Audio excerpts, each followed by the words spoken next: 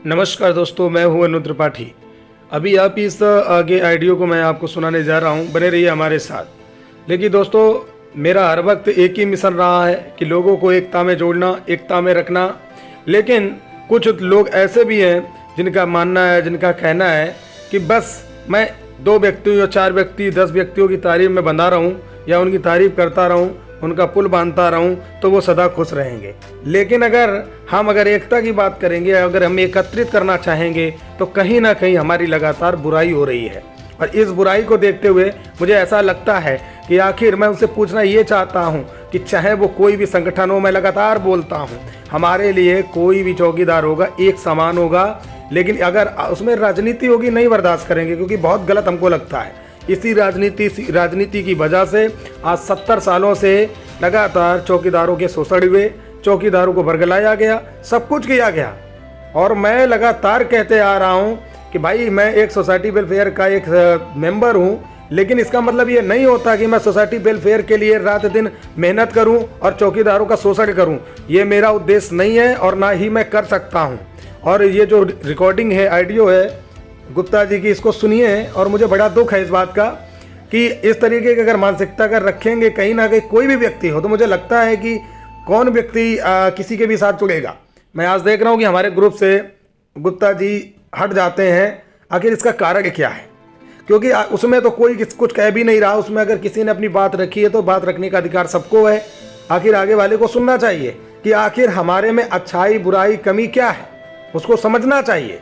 और ये मैं अच्छी तरीके से जानता हूँ कि मैं ऑलरेडी आजमा भी चुका हूँ, देख भी चुका हूँ कि चाहे वो कोई भी हो, चाहे संगठन हो, कोई भी हो, मुझे इतना पता है कि मैं जिस दिन परेशान हो जाऊंगा या कुछ हो जाएगा तो मेरे लिए यहाँ कोई खड़ा होने वाला नहीं है। ये मुझे अच्छी तरह पता है, क्योंकि मैं सब देख चुका हूँ। क्योंकि राजनीति हो रही है इस चौकीदारों के बीच में, और इस राजनीति की वजह से मुझे नुकसान होता है। और ये चीज़ हर कोई नहीं समझ सकता। फिलहाल हमारा जो फर्ज है, जो हमारा कर्तव्य है, मैं उसे निभा रहा हूँ। जब तक मैं निभा सकता तब तक निभाऊंगा। और उम्मीद करता हूँ, मैं ये नहीं कह रहा हूँ कि मैं झंडे उखाड़ लूँगा, क्योंकि मेरे अकेले से कोई झंडा नहीं उखड़ता। सबका साथ मिलता है तब जाके हम कुछ कर पाते हैं। हमने तो आपको एक प्लेटफॉर्म दिया है, उस प्लेटफॉर्म के माध्यम से हम आपका काम कराते हैं या जो भी करते हैं। लेकिन इसका मतलब ये नहीं होता कि अगर साइड हो जाओ, हमसे कहो अकेले करवा दो, तो अकेले किसी की भी ताकत नहीं है। लेकिन जो लोग ऐसा लगता है कि नहीं हम सब कुछ करा सकते हैं, हम ही सब कुछ राजा हैं, तो भैया आप राजा बने रहिए। आप लोग करवा सकते हैं तो करवाइए ना। मैं तो अपना एक चैनल चलाता हूँ, चैनल के माध्यम से उनकी आवाज़ बनने की कोशिश करता हूँ और आवाज़ बन भी रहा हूँ और आगे भी लगातार उनके लिए करूँगा। और हर एक हमारा गरीब चौकीदार मेरा चौकीदार बंधु है, उसको मैं तहे दिल से नमन भी करता हूँ, क्योंकि बेचारे बहुत परेशान हैं। उस परेशानी को समझते हुए मैं इस लाइन में कूदा और लगातार मैं संगत कर रहा हूँ। अब इस आइडियो को जरा सुनिए, फिर हमें बताइए। सभी का नाम फरी भाई जय हिंद। हमारे जो चौकीदार भाई समझदार बुद्धिमान हैं, मैं उनको एक स्वागत करता हूं कि वेलफेयर सोसाइटी में सिर्फ वही व्यक्ति रहे जो हमारे पदाधिकारी का मान सम्मान करे, जो माननीय राष्ट्रीय अध्यक्ष का बुराई बतवाए। तो ऐसे चौकीदार जो विरोध हैं वो आदमी ठीक नहीं है। और अनु त्रिपाठी वाले ग्रुप में सब हो गए हैं, उसमें सब बेकार चौकीदार जुड़ गए हैं। और अनु त्रिपाठी को भाई उनको संख्या बढ़ाना है, उनको ग्रुप में सबको जोड़ना है, उनको हटाना नहीं है, मान सम्मान एक देना है।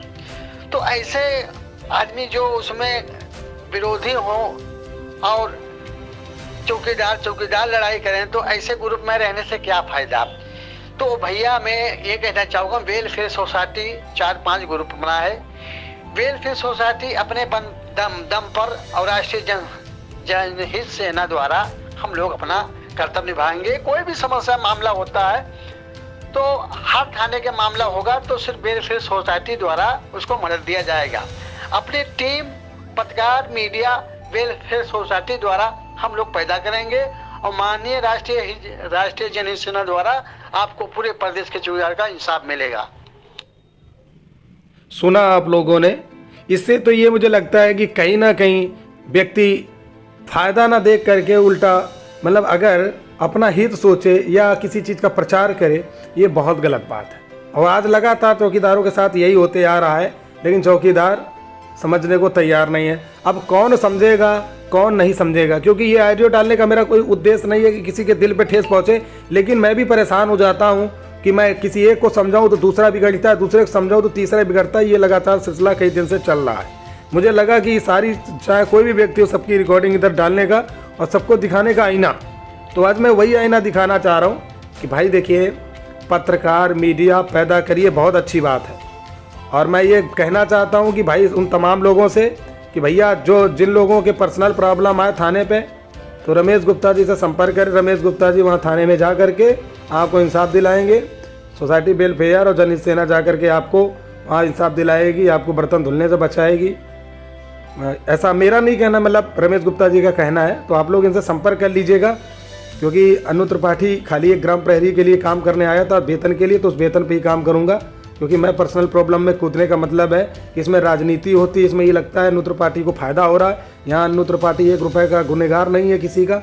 उसके बाद भी अगर इस तरह के सोच रखे आदमी, और मैं चाहता भी हूँ कि भाई पत्रकार मीडिया पैदा होने भी चाहिए, आप पैदा करिए, मेरे को उसमें कोई बुराई नहीं है, आप करिए, मुझे कोई दिक्कत नहीं है, कोई आपत्ति नहीं है, ये आपका अपना अधिकार है, आप कर सकते हो। मेरा जो अपना फ़र्ज़ है मैं वो अपना करता हूँ। जय हिंद, जय भारत, भारत माता की जय, वंदे मातरम।